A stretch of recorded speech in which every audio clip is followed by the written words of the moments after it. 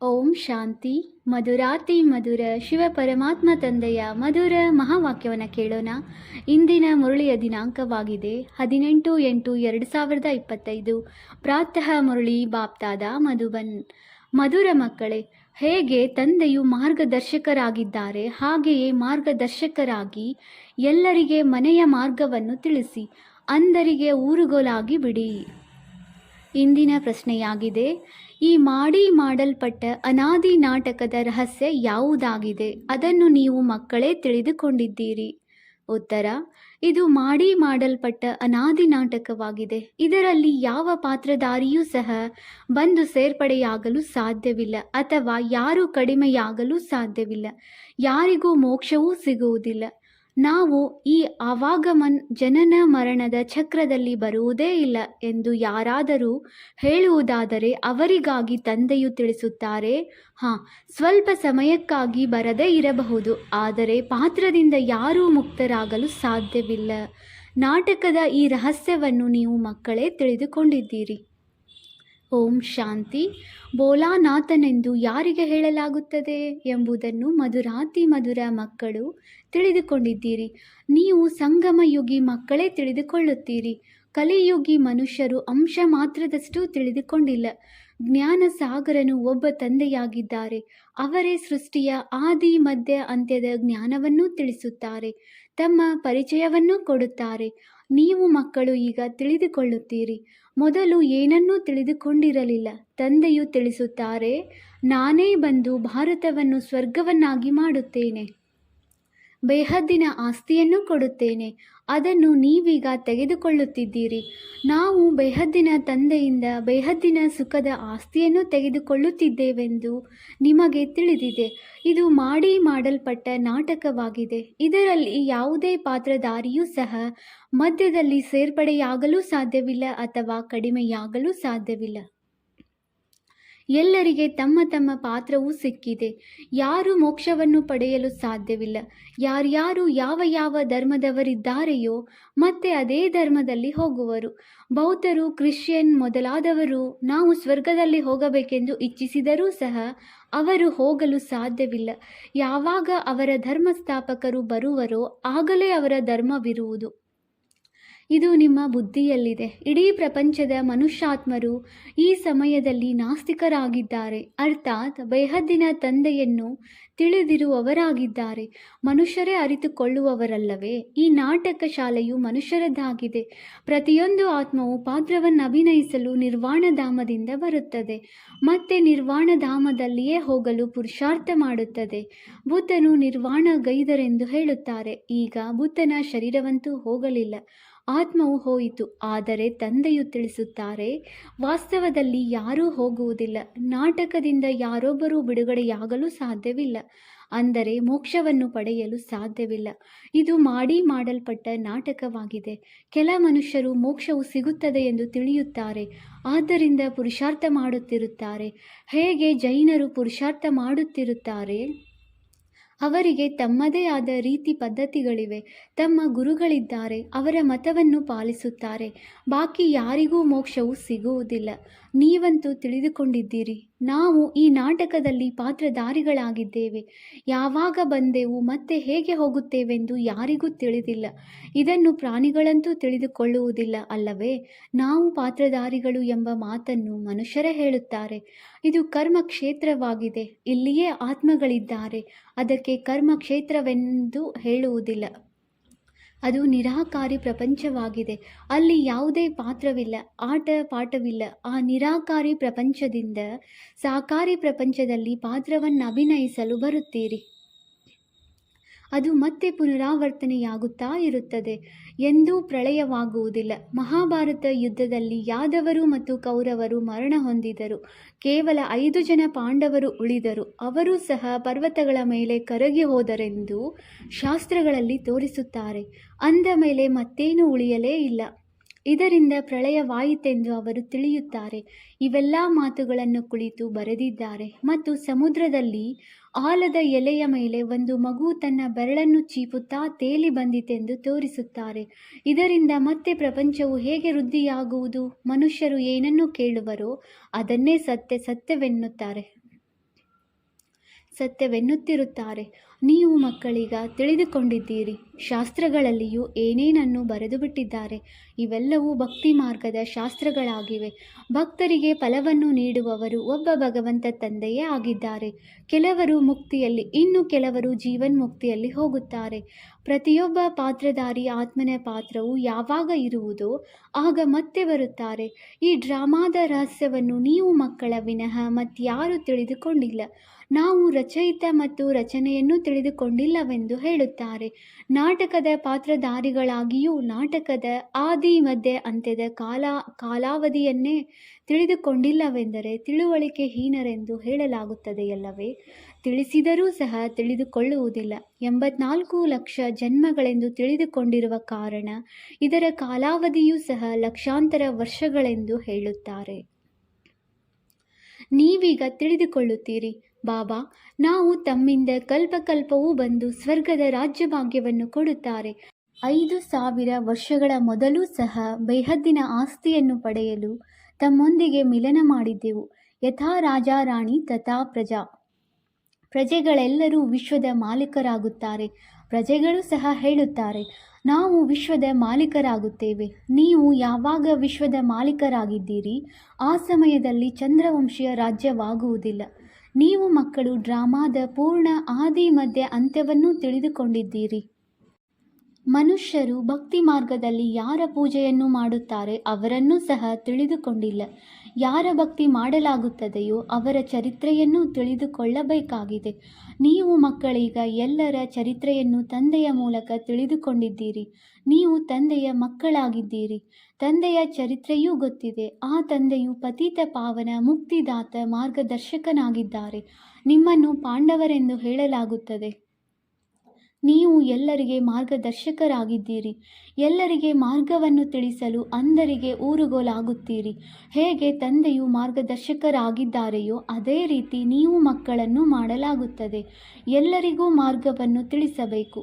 ನೀವು ಆತ್ಮರು, ಅವರು ಪರಮಾತ್ಮನಾಗಿದ್ದಾರೆ. ಅವರಿಂದ ಬೇಹದ್ದಿನ ಆಸ್ತಿಯೂ ಸಿಗುತ್ತದೆ. ಭಾರತದಲ್ಲಿ ಬೇಹದ್ದಿನ ರಾಜ್ಯವಿತ್ತು, ಈಗಿಲ್ಲ. ನೀವು ಮಕ್ಕಳು ತಿಳಿದುಕೊಂಡಿದ್ದೀರಿ. ನಾವು ಬೇಹದ್ದಿನ ತಂದೆಯಿಂದ ಬೇಹದ್ದಿನ ಸುಖದ ಆಸ್ತಿಯನ್ನು ಪಡೆಯುತ್ತೇವೆ. ಅರ್ಥಾತ್ ಮನುಷ್ಯರಿಂದ ದೇವತೆಗಳಾಗುತ್ತೇವೆ. ನಾವೇ ದೇವತೆಗಳಾಗಿದ್ದೆವು. ನಂತರ 84 ಜನ್ಮಗಳನ್ನು ತೆಗೆದುಕೊಂಡು ಶೂದ್ರರಾಗುತ್ತೇವೆ. ತಂದೆಯು ಬಂದು ಶೂದ್ರರಿಂದ ಬ್ರಾಹ್ಮಣರನ್ನಾಗಿ ಮಾಡುತ್ತಾರೆ. ಯಜ್ಞದಲ್ಲಿ ಅವಶ್ಯವಾಗಿ ಬ್ರಾಹ್ಮಣರೂ ಬೇಕು.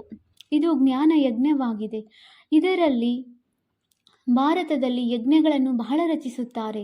ಖಾಸಗಿ ಆರ್ಯ ಸಮಾಜಿಗಳು ಬಹಳ ಯಜ್ಞ ಮಾಡುತ್ತಾರೆ.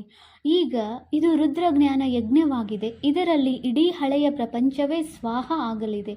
ಈಗ ಬುದ್ಧಿಯಿಂದ ಕೆಲಸವನ್ನು ತೆಗೆದುಕೊಳ್ಳಬೇಕಾಗುತ್ತದೆ. ಕಲಿಯುಗದಲ್ಲಂತೂ ಬಹಳ ಮನುಷ್ಯರಿದ್ದಾರೆ. ಇಷ್ಟು ಇಡೀ ಹಳೆಯ ಪ್ರಪಂಚವು ಸಮಾಪ್ತಿಯಾಗಿ ಬಿಡುತ್ತದೆ. ಯಾವುದೇ ವಸ್ತು ಕೆಲಸಕ್ಕೆ ಬರುವುದಿಲ್ಲ. ಸತ್ಯಯುಗದಲ್ಲಂತೂ ನಂತರ ಎಲ್ಲವೂ ಹೊಸದಾಗುತ್ತದೆ. ಇಲ್ಲಂತೂ ಎಷ್ಟೊಂದು ಕೊಳಕಾಗಿದೆ. ಮನುಷ್ಯರು ಹೇಗೆ ಕೊಳಕಾಗಿರುತ್ತಾರೆ. ಧನವಂತರು ಒಳ್ಳೆಯ ದೊಡ್ಡ ಮನೆಗಳಲ್ಲಿರುತ್ತಾರೆ. ಬಡವರಂತೂ ಅಸಹಾಯಕರು ಕೊಳಕಿನಲ್ಲಿ ಗುಡಿಸಲಿನಲ್ಲಿ ಇರುತ್ತಾರೆ. ಈಗ ಈ ಗುಡಿಸಲುಗಳನ್ನು ಧ್ವಂಸ ಮಾಡುತ್ತಿರುತ್ತಾರೆ. ಅವರಿಗೆ ಬೇರೆ ಜಾಗವನ್ನು ಕೊಟ್ಟು ಆ ಸ್ಥಳವನ್ನು ಪುನಃ ಮಾರಾಟ ಮಾಡುತ್ತಿರುತ್ತಾರೆ. ಇಲ್ಲವೆಂದರೆ ಬಲವಂತವಾಗಿ ಎಬ್ಬಿಸುತ್ತಾರೆ. ಬಡವರು, ದುಃಖಿಗಳು ಬಹಳ ಇದ್ದಾರೆ. ಯಾರು ಸುಖಿಗಳಾಗಿದ್ದಾರೆ ಅವರು ಸ್ಥಿರವಾದ ಸುಖಿಗಳಲ್ಲ. ಒಂದು ವೇಳೆ ಸುಖವಿರುತ್ತದೆ ಎಂದರೆ ಏನು ಹೇಳುತ್ತಾರೆ? ಇದು ಕಾಗವಿಷ್ಟ ಸಮಾನವಾದ ಸುಖವೆಂದು ಹೇಳುತ್ತಾರೆ. ಶಿವ ಭಗವಾನ್ ವಾಚ್. ನಾವು ಈ ಮಾತೆಯರ ಮೂಲಕ ಸ್ವರ್ಗದ ದ್ವಾರವನ್ನು ತೆರೆಯುತ್ತಿದ್ದೇವೆ. ಮಾತೆಯರ ಮೇಲೆ ಕಳಸವನ್ನಿಟ್ಟಿದ್ದೇವೆ. ಅವರು ನಂತರ ಎಲ್ಲರಿಗೆ ಜ್ಞಾನಾಮೃತವನ್ನು ಕುಡಿಸುತ್ತಾರೆ. ಆದರೆ ನಿಮ್ಮದು ಪ್ರವೃತ್ತಿ ಮಾರ್ಗವಾಗಿದೆ. ನೀವು ಸತ್ಯ ಬ್ರಾಹ್ಮಣರಾಗಿದ್ದೀರಿ ಅಂದಾಗ ಎಲ್ಲರಿಗೂ ಜ್ಞಾನಚಿತೆಯ ಮೇಲೆ ಕುಳಿತುಕೊಳ್ಳುತ್ತೀರಿ. ಈಗ ನೀವು ದೈವಿ ಸಂಪ್ರದಾಯದವರಾಗುತ್ತೀರಿ. ಆಸೂರಿ ಸಂಪ್ರದಾಯ ಅರ್ಥಾತ್ ರಾವಣ ರಾಜ್ಯ. ಗಾಂಧೀಜಿಯವರು ರಾಮರಾಜ್ಯವಾಗಲಿ ಎಂದು ಹೇಳುತ್ತಿದ್ದರು. ಹೇಳುವುದು ಸಹ ಪತಿತ ಪಾವನ ಬನ್ನಿ ಎಂದು. ಆದರೆ ತಮ್ಮನ್ನು ಪತಿತರೆಂದು ತಿಳಿಯುತ್ತಾರೆಯೇ? ತಂದೆಯು ಮಕ್ಕಳನ್ನು ಜಾಗೃತ ಮಾಡುತ್ತಾರೆ. ನೀವು ಘೋರ ಅಂಧಕಾರದಿಂದ ಪ್ರಕಾಶತೆಯಲ್ಲಿ ಬಂದಿದ್ದೀರಿ. ಮನುಷ್ಯರಂತೂ ಗಂಗಾ ಸ್ನಾನ ಮಾಡುವುದರಿಂದ ಪಾವನರಾಗಿ ಬಿಡುತ್ತೇವೆಂದು ತಿಳಿಯುತ್ತಾರೆ. ಹಾಗೆಯೇ ಗಂಗೆಯಲ್ಲಿ ಹರಿದ್ವಾರದ ಕೊಳಕೆಲ್ಲವೂ ಬೀಳುತ್ತದೆ. ಅದೆಲ್ಲವನ್ನೂ ಮತ್ತೆ ತೋಟಗಳಿಗೆ ಬಿಡುತ್ತಾರೆ. ಸತ್ಯಯುಗದಲ್ಲಿ ಇಂತಹ ಕೆಲಸವಿರುವುದಿಲ್ಲ. ಅಲ್ಲಂತೂ ದವಸ ಧಾನ್ಯಗಳು ಯಥೇಚ್ಛವಾಗಿರುತ್ತದೆ. ಹಣವನ್ನೇನು ಖರ್ಚು ಮಾಡಬೇಕಾಗಿಲ್ಲ. ಈ ಬಾಬಾರವರು ಅನುಭವಿಯಲ್ಲವೇ? ಮೊದಲು ದವಸ ಧಾನ್ಯಗಳು ಎಷ್ಟು ಸಸ್ತಾ ಇತ್ತು. ಸತ್ಯಯುಗದಲ್ಲಿಯೂ ಸಹ ಬಹಳ ಕಡಿಮೆ ಜನಸಂಖ್ಯೆ ಇರುವ ಕಾರಣ ಪ್ರತಿಯೊಂದು ವಸ್ತುವು ಬಹಳ ಸಸ್ತಾ ಆಗಿರುತ್ತದೆ. ಆದ್ದರಿಂದ ತಂದೆಯು ತಿಳಿಸುತ್ತಾರೆ, ನೀವೀಗ ಪತಿತರಿಂದ ಪಾವನರಾಗಬೇಕಾಗಿದೆ. ಬಹಳ ಸಹಜ ಯುಕ್ತಿಯನ್ನು ತಿಳಿಸುತ್ತಾರೆ. ತಮ್ಮನ್ನು ಆತ್ಮನೆಂದು ತಿಳಿದು ತಂದೆಯನ್ನು ನೆನಪು ಮಾಡಿ. ಆತ್ಮದಲ್ಲಿ ತುಕ್ಕು ಬೀಳುವುದರಿಂದಲೇ ಅದು ಮೇಣದ ಸಮಾನವಾಗಿ ಬಿಟ್ಟಿದೆ. ಯಾರು ಪಾರಸ ಬುದ್ಧಿಯವರಿದ್ದರೋ ಅವರೇ ಈಗ ಕಲ್ಲು ಬುದ್ಧಿಯವರಾಗಿದ್ದಾರೆ. ನೀವು ಮಕ್ಕಳೀಗ ತಂದೆಯ ಬಳಿ ಕಲ್ಲಿನ ಸಮಾನರಿಂದ ಚಿನ್ನದ ಸಮಾನವಾಗಲು ಬಂದಿದ್ದೀರಿ. ಬೇಹದ್ದಿನ ತಂದೆಯು ನಿಮ್ಮನ್ನು ವಿಶ್ವದ ಮಾಲೀಕರನ್ನಾಗಿ ಮಾಡುತ್ತಾರೆ. ಅದು ಸ್ವರ್ಗದ ಮಾಲೀಕರು. ಇದು ಕಲಿಯುಗಿ ಪ್ರಪಂಚವಾಗಿದೆ, ಕಬ್ಬಿಣದಂತಾಗಿದೆ. ತಂದೆಯು ಕುಳಿತು ಮಕ್ಕಳನ್ನು ಪಾರಸಪುರಿಯ ಮಾಲೀಕರನ್ನಾಗಿ ಮಾಡುತ್ತಾರೆ. ನಿಮಗೆ ತಿಳಿದಿದೆ, ಇಲ್ಲಿನ ಇಷ್ಟೊಂದು ಮಹಡಿಗಳಾಗುವುದು ಕೆಲಸಕ್ಕೆ ಬರುವುದಿಲ್ಲ. ಎಲ್ಲವೂ ಸಮಾಪ್ತಿಯಾಗುವುದು. ಇಲ್ಲೇನಿದೆ? ಅಮೆರಿಕಾದವರ ಬಳಿ ಎಷ್ಟೊಂದು ಚಿನ್ನವಿದೆ. ಇಲ್ಲಂತೂ ಭಾರತದಲ್ಲಿ ಮಾತೆಯರ ಬಳಿ ಇರುವ ಅಲ್ಪ ಸ್ವಲ್ಪ ಚಿನ್ನವನ್ನೂ ಸಹ ತೆಗೆದುಕೊಳ್ಳುತ್ತಿರುತ್ತಾರೆ. ಏಕೆಂದರೆ ಅವರಿಗೆ ಸಾಲಕ್ಕಾಗಿ ಚಿನ್ನವನ್ನು ಕೊಡಬೇಕಾಗಿದೆ. ಸತ್ಯಯುಗದಲ್ಲಂತೂ ನಿಮ್ಮ ಬಳಿ ಅಪಾರ ಚಿನ್ನವಿರುತ್ತದೆ. ಅಲ್ಲಿ ಕವಡೆಗಳ ಸಮಾನ, ಅಲ್ಲಿ ರತ್ನಗಳಿರುತ್ತವೆ. ಇದಕ್ಕೆ ಕಬ್ಬಿಣದ ಸಮಾನ ಪ್ರಪಂಚವೆಂದು ಹೇಳಲಾಗುತ್ತದೆ. ಭಾರತವೇ ಅವಿನಾಶಿ ಖಂಡವಾಗಿದೆ. ಇದೆಂದೂ ವಿನಾಶವಾಗುವುದಿಲ್ಲ. ಭಾರತವು ಎಲ್ಲದಕ್ಕಿಂತ ಸರ್ವಶ್ರೇಷ್ಠವಾಗಿದೆ. ನೀವು ಮಾತ್ರವೇ ಇಡೀ ವಿಶ್ವದ ಉದ್ಧಾರ ಮಾಡುತ್ತೀರಿ. ನಿಮಗಾಗಿ ಖಂಡಿತ ಹೊಸ ಪ್ರಪಂಚವೂ ಬೇಕು. ಹಳೆಯ ಪ್ರಪಂಚದ ವಿನಾಶವಾಗಬೇಕು. ಇವು ಎಷ್ಟೊಂದು ತಿಳಿದುಕೊಳ್ಳುವ ಮಾತುಗಳಾಗಿವೆ. ಶರೀರ ನಿರ್ವಹಣಾ ಅರ್ಥವಾಗಿ ಉದ್ಯೋಗ ವ್ಯವಹಾರಗಳನ್ನು ಮಾಡಿರಿ. ಏನನ್ನೂ ಬಿಡಬೇಕಾಗಿಲ್ಲ. ತಂದೆಯು ತಿಳಿಸುತ್ತಾರೆ, ಎಲ್ಲವನ್ನೂ ಮಾಡುತ್ತಲೂ ನನ್ನನ್ನು ನೆನಪು ಮಾಡಿ. ಭಕ್ತಿ ಮಾರ್ಗದಲ್ಲಿಯೂ ಸಹ ನೀವು ಪ್ರಿಯತಮನಾದ ನನ್ನನ್ನು ನೆನಪು ಮಾಡುತ್ತಾ ಬಂದಿದ್ದೀರಿ. ಬಂದು ನಮ್ಮನ್ನು ಶ್ಯಾಮನಿಂದ ಸುಂದರರನ್ನಾಗಿ ಮಾಡಿ ಎಂದು. ಅವರಿಗೆ ಪ್ರಯಾಣಿಕನೆಂದು ಕರೆಯಲಾಗುತ್ತದೆ. ನೀವೆಲ್ಲರೂ ಪ್ರಯಾಣಿಕರಲ್ಲವೇ? ಅದು ನಿಮ್ಮ ಮನೆಯಾಗಿದೆ. ಎಲ್ಲಿ ಎಲ್ಲ ಆತ್ಮಗಳು ಇರುತ್ತೀರಿ. ನೀವು ಎಲ್ಲರನ್ನೂ ಜ್ಞಾನಚಿತೆಯ ಮೇಲೆ ಕುಳ್ಳರಿಸುತ್ತೀರಿ. ಎಲ್ಲರೂ ಲೆಕ್ಕಾಚಾರಗಳನ್ನು ಮುಗಿಸಿಕೊಂಡು ಹೋಗುವವರಿದ್ದಾರೆ. ಮತ್ತೆ ಹೊಸದಾಗಿ ನೀವು ಸತ್ಯಯುಗದಲ್ಲಿ ಬರುತ್ತೀರಿ. ಎಷ್ಟು ನೆನಪಿನಲ್ಲಿರುತ್ತೀರೋ ಅಷ್ಟು ಪವಿತ್ರರಾಗುತ್ತೀರಿ ಮತ್ತು ಶ್ರೇಷ್ಠ ಪದವಿಯನ್ನು ಪಡೆಯುತ್ತೀರಿ. ಮಾತೆಯರಿಗಾದರೂ ಬಿಡುವಿರುತ್ತದೆ. ಪುರುಷರ ಬುದ್ಧಿಯು ಉದ್ಯೋಗ ವ್ಯವಹಾರಗಳ ಕಡೆ ಕಳೆಯುತ್ತಿರುತ್ತೀರಿ. ಆದ್ದರಿಂದ ತಂದೆಯು ಮಾತೆಯರ ಮೇಲೆ ಕಳಶವನ್ನಿಟ್ಟಿದ್ದಾರೆ. ಇಲ್ಲಂತೂ ಸ್ತ್ರೀಗೆ ಹೇಳುತ್ತಾರೆ, ಪತಿಯೇ ನಿಮ್ಮ ಈಶ್ವರ, ಗುರು, ಸರ್ವಸ್ವವೂ ಆಗಿದ್ದಾರೆ. ನೀವು ಅವರ ದಾಸಿಯಾಗಿದ್ದೀರಿ ಎಂದು. ಆದರೆ ಇಲ್ಲಿ ತಂದೆಯು ನೀವು ಮಾತೆಯರನ್ನು ಎಷ್ಟು ಶ್ರೇಷ್ಠರನ್ನಾಗಿ ಮಾಡುತ್ತಾರೆ. ನೀವು ನಾರಿಯರೇ ಭಾರತವನ್ನು ಉದ್ಧಾರ ಮಾಡುತ್ತೀರಿ. ಕೆಲವರು ತಂದೆಯೊಂದಿಗೆ ಈ ರೀತಿ ಕೇಳುತ್ತಾರೆ, ಅವಾಗಮನದ ಚಕ್ರದಿಂದ ಮುಕ್ತರಾಗಬಹುದೇ? ಇದಕ್ಕೆ ತಂದೆಯು ತಿಳಿಸುತ್ತಾರೆ, ಹೌದು, ಆದರೆ ಸ್ವಲ್ಪ ಸಮಯಕ್ಕಾಗಿ. ನೀವು ಮಕ್ಕಳಂತೂ ಆಲ್ರೌಂಡರ್. ಆದಿಯಿಂದ ಅಂತ್ಯದವರೆಗೆ ಪಾತ್ರವನ್ನು ಅಭಿನಯಿಸುತ್ತೀರಿ. ಉಳಿದೆಲ್ಲರೂ ಮುಕ್ತಿಧಾಮದಲ್ಲಿರುತ್ತಾರೆ. ಅವರ ಪಾತ್ರವೇ ಕಡಿಮೆ ಇದೆ. ಅವರು ಸ್ವರ್ಗದಲ್ಲಂತೂ ಬರುವವರಲ್ಲ. ಆವಾಗಮನದ ಚಕ್ರದಿಂದ ಮೋಕ್ಷವು ಯಾರಿಗಿದೆ ಎಂದು ಹೇಳಬಹುದೆಂದರೆ, ಯಾರು ಕೊನೆಯಲ್ಲಿ ಬರುವರು ಮತ್ತು ಸ್ವಲ್ಪ ಸಮಯಕ್ಕೆ ಹೊರಟು ಹೋಗುವರು. ಈ ಜ್ಞಾನ ಇತ್ಯಾದಿಗಳನ್ನಂತೂ ಹೇಳಲು ಸಾಧ್ಯವಿಲ್ಲ.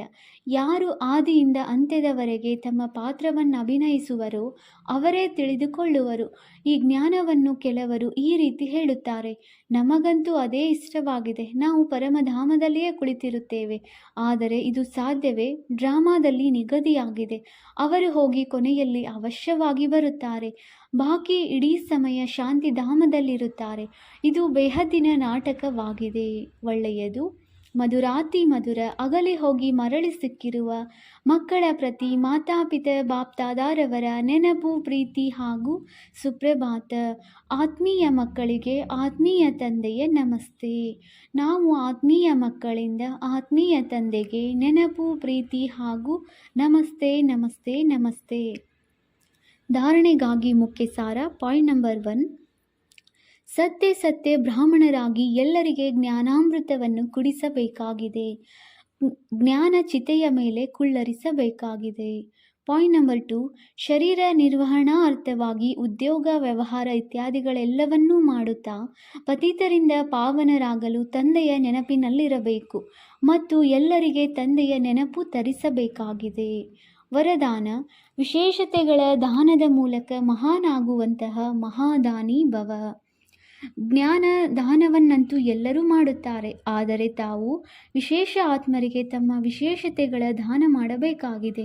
ಯಾರೇ ನಿಮ್ಮ ಎದುರಿಗೆ ಬರಲಿ ಅವರಿಗೆ ನಿಮ್ಮಿಂದ ತಂದೆಯ ಸ್ನೇಹದ ಅನುಭವವಾಗಬೇಕು. ನಿಮ್ಮ ಚಹರೆಯಿಂದ ತಂದೆಯ ಚಿತ್ರ ಮತ್ತು ಚಲನೆಯಿಂದ ತಂದೆಯ ಚರಿತ್ರೆ ಕಂಡುಬರಬೇಕು.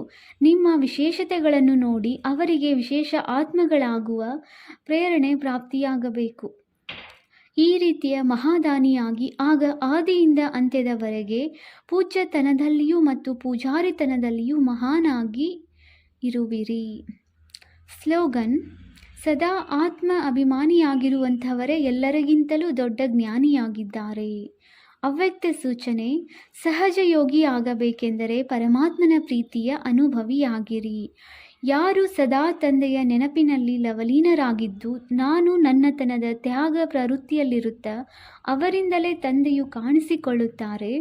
ನೀವು ಮಕ್ಕಳು ಜ್ಞಾನದ ಆಧಾರದಿಂದ ತಂದೆಯ ನೆನಪಿನಲ್ಲಿ ಸಮಾವೇಶವಾಗಿ ಬಿಡುತ್ತೀರೆಂದಾಗ ಈ ಸಮಾವೇಶವಾಗುವುದೇ ಲವಲೀನ ಸ್ಥಿತಿಯಾಗಿದೆ. ಯಾವಾಗ ಪ್ರೀತಿಯಲ್ಲಿ ಲೀನರಾಗುತ್ತೀರಿ ಅರ್ಥಾತ್ ಲಗನಿನಲ್ಲಿ ಮಗನರಾಗುತ್ತೀರಿ ಆಗ ತಂದೆಯ ಸಮಾನರಾಗಿ ಬಿಡುತ್ತೀರಿ. ಓಂ ಶಾಂತಿ.